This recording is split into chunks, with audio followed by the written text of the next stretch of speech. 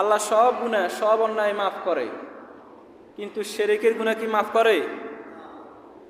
ইন্নাল্লাহা লা ইয়াগফিরু আন ইউশরাকা বিহি ওয়া ইয়াগফিরু মা দুনা যালিকা লিমান ইয়াশা।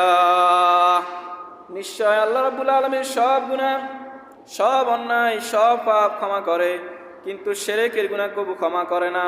নাউজুবিল্লাহ বলেন।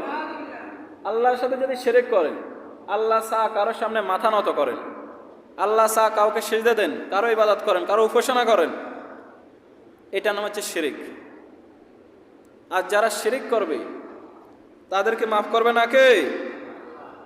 কারণ লাইন আশরাকতা লায়াহবাতান্না আমালুকা ওয়া লা তাকুনান্না মিনাল খাসিরিন। আল্লাহ বলেছেন যদি শিরক করো, আল্লাহ ছাড়া কারোর সামনে মাথা নত করো, জীবনে যত আমল করো না কেন সব আমল সব ইবাদত বরবাদ করে দিবেন কে? কারণ শিরক হচ্ছে আপনার ভাইরাসের মতো।